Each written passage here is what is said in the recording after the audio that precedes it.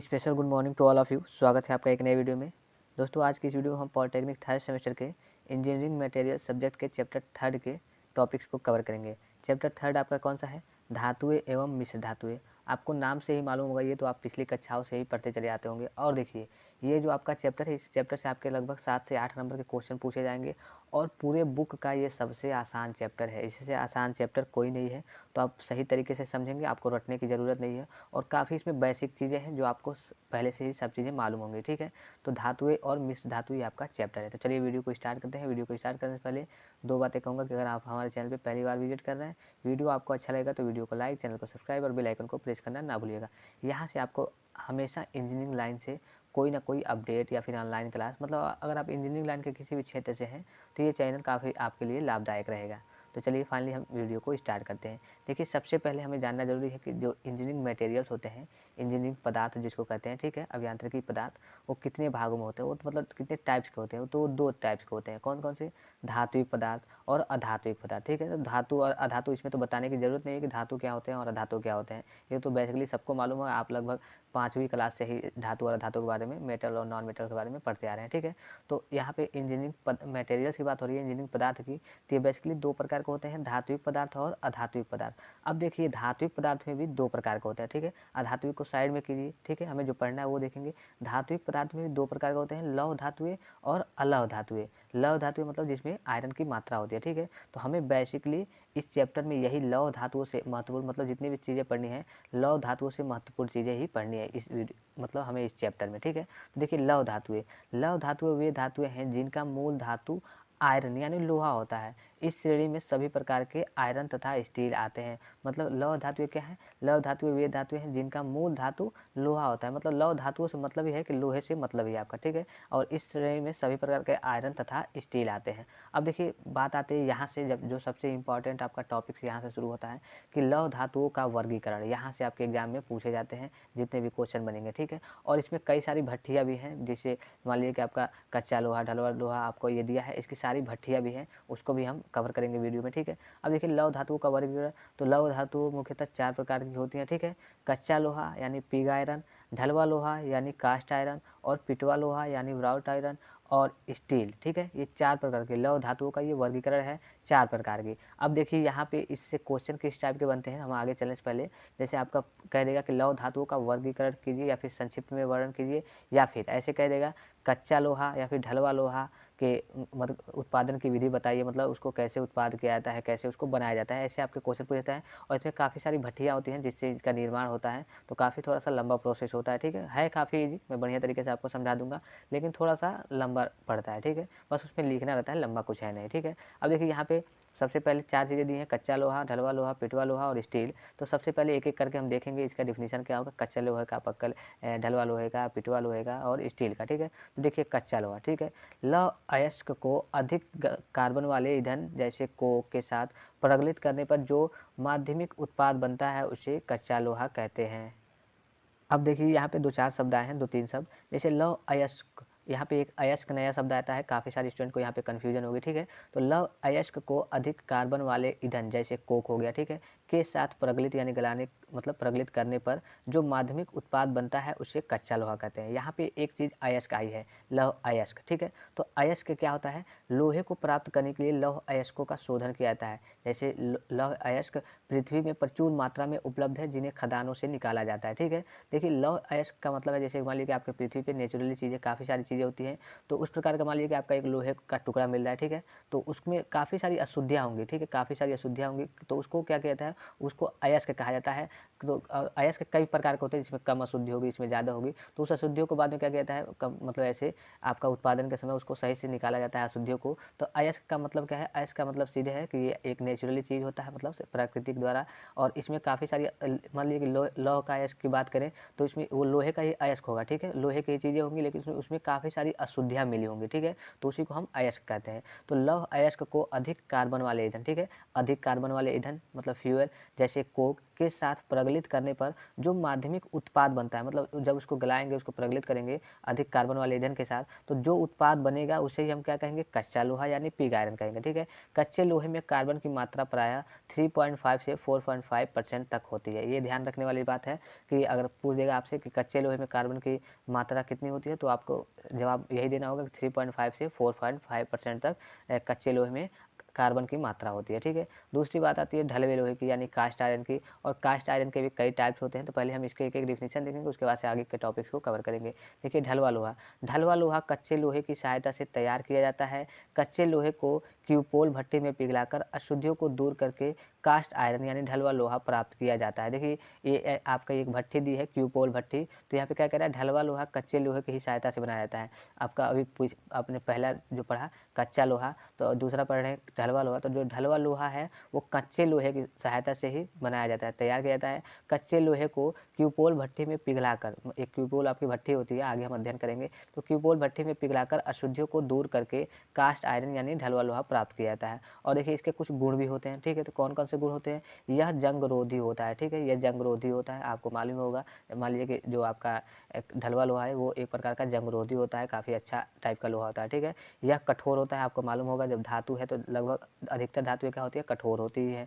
और देखिए आवश्यकता पड़ने पर इसे आसानी से गलाया जा सकता है। जो भी आपका लोहा हो गया, ठीक है, ढलवा लोहा, इसको जब आपको मान लीजिए कि आपने किसी आकार में चेंज कर दिया है, तो अगर आपको किसी और आकार में करना है तो इसे आप क्या करेंगे, ढलवे लोहे को आप आसानी से गला सकते हैं और किसी और आकार में चेंज कर सकते हैं। इसका गलनांक, देखिए इसका गलनांक 1520 डिग्री सेल्सियस होता है। ये इंपॉर्टेंट है, एक एक नंबर के ये टिपिकल क्वेश्चन है। ठीक है, अब डायरेक्ट आपसे ऐसे पूछ सकता है एग्जाम में कि ढलवे लोहे का गलनांक कितना होता है, तो आपको बताना होगा कि इसका गलनांक लगभग 1525 डिग्री सेल्सियस तक होता है। ठीक है, अब देखिए आगे चलते हैं, राउड आयरन यानी पिटवा लोहा। ठीक है, पिटवा लोहा क्या है, पिटवा लोहा आयरन की सबसे पुरानी किस्म है। ठीक है, पिटवा लोहा है जो आपके लोहे मतलब एक प्रकार से प्रजाति का है, जैसे हम लोग की प्रजाति कहते हैं। तो जो पिटवा लोहा है आयरन की मतलब लोहे की सबसे पुरानी किस्म है। इसमें उच्च शुद्धता का आयरन तथा आयरन सिलिकेट होता है। इसमें क्या होता है, उच्च शुद्धता मतलब बहुत से शुद्धता का आयरन तथा आयरन सिलिकेट होता है। और इसमें कार्बन की मात्रा बहुत कम होगी, जितनी कार्बन की मात्रा कम होगी उतना क्या होगा, आयरन वो शुद्ध होगा आपका। ठीक है, तो यहाँ पे क्या होगा, पिटवा लोहा आयरन की सबसे पुरानी किस्म है। इसमें उच्च शुद्धता का आयरन तथा आयरन सिलिकेट होता है। इसमें कार्बन की मात्रा बहुत कम होती है। देखिए काफ़ी इजी डिफिनेशन है, आपके एग्जाम में आते हैं जो, और आप सोचेंगे कि बुक से या फिर इधर उधर से रट ले तो काफ़ी आपको दिक्कत होगी, काफ़ी परेशानी होगी। यहाँ से आप पढ़ेंगे तो कोई दिक्कत आपको नहीं होगी। ठीक है, अब देखिए स्टील के बारे में बात करते हैं कि स्टील क्या होती है। तो स्टील आयरन में कार्बन की मात्रा 2% तक मिश्रित करने से विभिन्न प्रकार के स्टील बनते हैं। मतलब अगर आप स्टील की बात करें नॉर्मली, तो आपके स्टील भी कई प्रकार के होते हैं, लेकिन स्टील का यहाँ पे आपका डेफिनेशन किस टाइप का हो जाएगा कि आयरन में, ठीक है, लोहे में कार्बन की मात्रा 2% तक मिश्रित करने पर, मान लीजिए कि आपके पास लोहा है, ठीक है, आयरन है, उसमें आप अगर 2% तक कार्बन मिश्रित कर देते हैं तो विभिन्न प्रकार के कई प्रकार के स्टील उसमें बने होते हैं। तो स्टील का के टाइप्स का अध्ययन हम आगे करेंगे। ठीक है, तो यहाँ पे ये हो जाएगा स्टील का डेफिनेशन, आयरन में कार्बन की मात्रा 2% तक मिश्रित करने से विभिन्न प्रकार के स्टील प्राप्त होते हैं। मतलब जो भी आपका आयरन होगा अगर उसमें अगर 2% तक कार्बन की मात्रा होगी तो हमें विभिन्न प्रकार के स्टील प्राप्त होंगे। अब देखिए ये चारों टाइप्स हो गए आपके, कच्चा लोहा, ढलवा लोहा, पिटवा लोहा और स्टील। अब सबसे जो इम्पॉर्टेंट आपके जो चैप्टर में, मतलब जो सबसे 5 नंबर में 6 नंबर में क्वेश्चन आते हैं, जो सबसे इम्पॉर्टेंट होते हैं वो होते हैं इन चारों की विधियाँ। जैसे कच्चा लोहा हो गया तो उसका उत्पाद कैसे किया जाता है, ढलवा लोहा हो गया तो उसका उत्पाद किस विधि से किया जाता है, किस भट्टी से किया जाता है, पिटवा लोहा हो गया तो उसका उत्पाद किस विधि से किया जाता है, कैसे किया जाता है, उसके गुण क्या है, फिर स्टील हो गया तो उसका उत्पाद कैसे किया जाता है, ये आपके इंपॉर्टेंट है। ठीक है, उससे पहले 2-4 और बेसिक चीज़ें हैं, पहले उसको हम देख लेते हैं। ठीक है, यहाँ पे आ रहा है बात लौह अयस्क की। देखिए आयरन और, ठीक है, लौह अयस्क क्या होता है, देखिए लोहे की प्राप्ति के लिए लौह अयस्कों का शोधन किया जाता है। अब देखिए लौह अयस्क का शोधन कैसे, मतलब लौह अयस्क होता क्या है, ऐसे नॉर्मली देखें तो आप, तो मैंने अभी पीछे बताया कि आपको वो एक नेचुरली, जैसे मान लीजिए कि आप देखते होंगे कोयले की खदानों से उसमें हीरे टाइप के निकलते हैं, ज़्यादातर हीरे मिलते नहीं हैं लेकिन हीरे टाइप के निकलते हैं, कई सोने हीरे ऐसे। तो यहाँ पे कहने का मतलब ये है कि लोहे की प्राप्ति के लिए लौह अयस्कों का शोधन किया जाए। जो अयस्क है मतलब उसका क्या किया जाएगा, शोधन। अब अयस्क क्या होगा, यहाँ पे अयस्क होगा एक नेचुरल तरीके से, आपका मान लीजिए कि एक लोहे का टुकड़ा मिला तो उसमें काफ़ी सारी अशुद्धियाँ होंगी, काफ़ी सारे मतलब कण होंगे जिसमें उसमें मतलब बहुत सारी अशुद्धियाँ होंगी। तो उसका क्या किया जाएगा, वो एक प्रकार का, हमारे पास तो लोहा है लेकिन वो किसी काम का नहीं है, उसमें काफ़ी सारी अशुद्धियाँ हैं, तो पहले उसको शुद्ध किया जाता है और शुद्ध करने के पश्चात ढलवा लोहा, पिटवा लोहा या फिर स्टील में परिवर्तित किया जाता है। ठीक है, तो लोहे की प्राप्ति के लिए लौह अयस्कों का शोधन किया जाता है। लौह अयस्कों में लोहे के ऑक्साइड की मात्रा विभिन्न होती है, ठीक है। इसके अतिरिक्त लौह अयस्कों में कुछ अशुद्धियाँ भी विद्यमान रहती हैं, जैसे silica SiO2, alumina Al2O3, calcium carbonate CaCO3, ये इसको मैग्नीशिया कहते हैं, ठीक है, मैग्नीशिया, या फिर manganese oxide MnO2, sulphur, phosphorus आदि, ये सभी अवयव लोहे के लिए हानिकारक होते हैं तथा लोहा प्राप्ति की प्रतिशत मात्रा को प्रभावित करते हैं, ठीक है। अगर ये जितना ज़्यादा रहेंगे, ये सारी चीज़ें आपको क्या है, ये इसके लोहे के लिए हानिकारक है। ये जितने ज़्यादा रहेंगे तो लोहे की प्राप्ति की प्रतिशत मात्रा को प्रभावित करेंगे, मतलब उतने कम होगा लोहा, ठीक है। अब देखिए लौह अयस्क जो होते हैं, इसके भी 4 पार्ट होते हैं, 4 चीज़ें होती हैं जिससे ज़्यादा हमें मतलब लोहा प्राप्त होता है, ठीक है।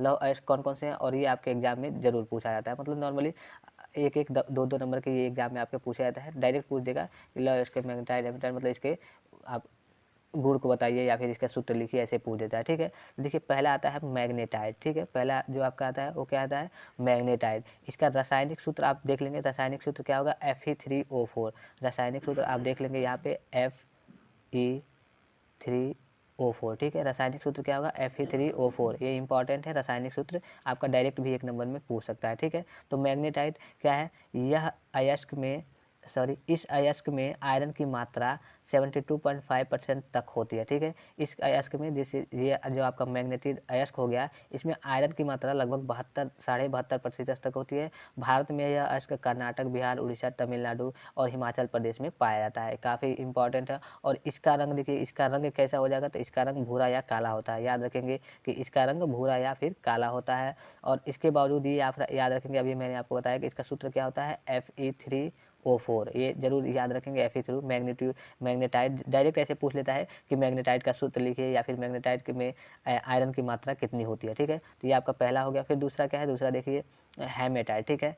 अब हेमेटाइट का पहले आप वो जान लीजिए, रासायनिक सूत्र यहाँ पे आपको लिखा है, देखिए इसका रासायनिक सूत्र Fe2O3 होता है, ठीक है। इसका रासायनिक सूत्र क्या होता है, Fe2O3। सबसे पहले मेन है रासायनिक सूत्र, उसके बाद उसके आयरन की मात्रा, मतलब उस आयरन की प्रतिशत मात्रा कितनी है, ठीक है। देखिए इस अयस्क में लोहे की मात्रा 65 से 70% तक होती है। इसका रासायनिक सूत्र Fe2O3 है। भारत में यह अयस्क बिहार, उड़ीसा, आंध्र प्रदेश व मध्य प्रदेश में पाया जाता है। काफ़ी इस चैप्टर में आपके काफ़ी डिफिनीशन टाइप की है। हाँ, इसका अगर आपको PDF चाहिए तो आप हमारे टेलीग्राम पे चले जाएंगे, वहाँ से आपको इसका PDF मिल जाएगा, आप आसानी से इससे पढ़ सकते हैं, कोई दिक्कत नहीं होगी, ठीक है। अब देखिए तीसरा है लिमोनाइट, ठीक है, लिमोनाइट। तो इस अयस्क में लोहे की मात्रा लगभग 60% तक होती है।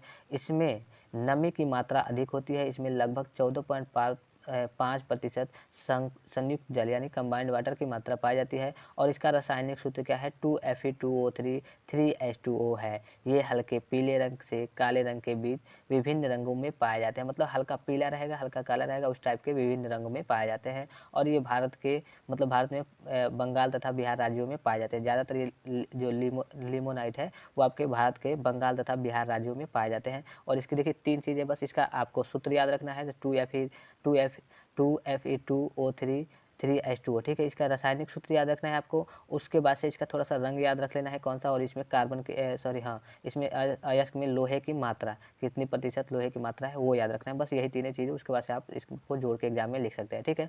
चौथा आता है सिडेराइट, ठीक है। तो सिडेराइट के बारे में देखिए, इसमें लोहे की मात्रा 40 से 44%, बस लगभग 50% से भी लोहे की मात्रा कम होती है, ठीक है।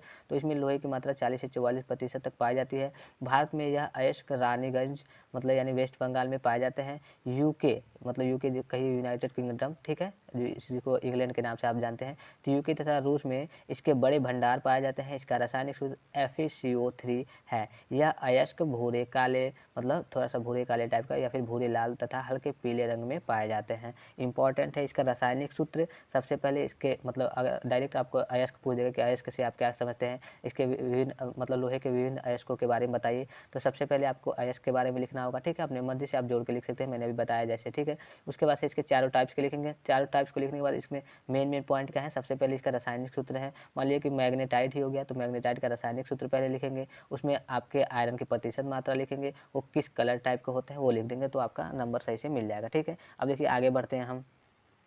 अब देखिए आगे काफ़ी सारी शायद भट्टिया है, देखिए यहाँ पे काफ़ी सारी भट्टिया है, सबका PDF है, ठीक है। तो इसको हम नेक्स्ट वीडियो में कवर करेंगे, इसलिए देखिए वीडियो काफ़ी लंबा हो रहा है और स्टूडेंट ना तो वीडियो शेयर करते हैं और ना ही देखते हैं, ठीक है। तो आपसे अनुरोध है, आपसे रिक्वेस्ट है कि आप वीडियो को ज़्यादा से ज़्यादा शेयर करें, ज़्यादा से ज़्यादा बच्चों के पास भेजें। और हाँ, टेलीग्राम के लिए पीडीएफ के लिए टेलीग्राम ज्वाइन कर लेंगे, मैं शायद उल्टा बोलने वाला था, टेलीग्राम के लिए पीडीएफ ज्वाइन कर लेंगे।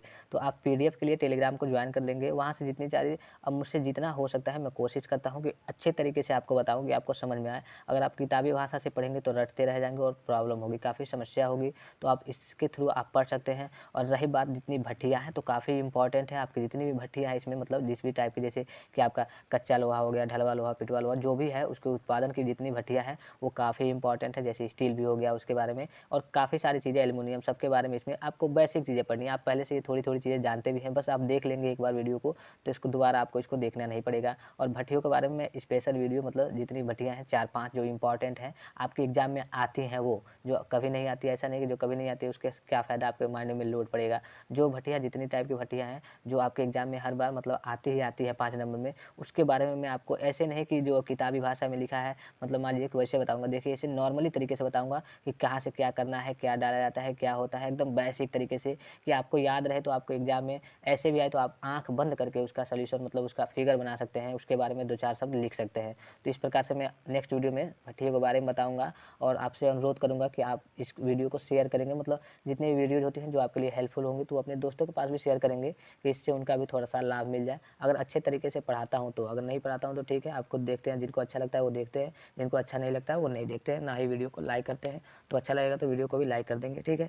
हम नेक्स्ट वीडियो में मिलेंगे तो इसके भट्टियों के बारे में हम अध्ययन करेंगे। और देखिए काफ़ी सारे स्टूडेंट ये भी कह रहे थे कि सर क्लासेज में डिले हो रही है, लेट हो रही है। देखिए खास करके मैं मैथमेटिक्स और इंजीनियरिंग मटेरियल्स पे ज़्यादा फोकस कर रहा हूँ, और सारी मतलब चीज़ें शायद ना पढ़ा पाऊँ, इसलिए कि एक मतलब अकेले रहता हूँ तो सारी चीज़ों को कवर करना थोड़ा मुश्किल होता है। तो आप कॉलेज से और सब्जेक्ट पढ़ेंगे, लेकिन मटेरियल्स का और आपका जो मैथमेटिक्स है वो दोनों आपका क्लियर हो जाएगा, आपको इसमें टेंशन लेने की ज़रूरत नहीं है। अगर कहेंगे तो मैं तो एक दिन में 1-1, 2-2 चैप्टर, 3-3 चैप्टर पढ़ा सकता हूँ। मतलब मैं सोचता हूँ कि आप बढ़िया से पढ़ें तो उसको समझ लें। एक मतलब मान लीजिए कि आज मैंने वीडियो अपलोड किया तो आपने उसको देखा, आप प्रैक्टिस कीजिए 2-3 दिन तक, उसको याद कीजिए, बढ़िया से समझिए, उसके बाद ही मैं नेक्स्ट वीडियो को अपलोड करता हूँ। तो आप इस बात का भी ध्यान रखेंगे, इसलिए मैं वीडियो में थोड़ा-सा डिले करता हूँ। और उसके बाद आगे की वीडियो में भट्टियों के बारे में बताऊँगा, तो आगे की वीडियो को आप ज़रूर देखेंगे, वो इंपॉर्टेंट रहेगा आपके लिए।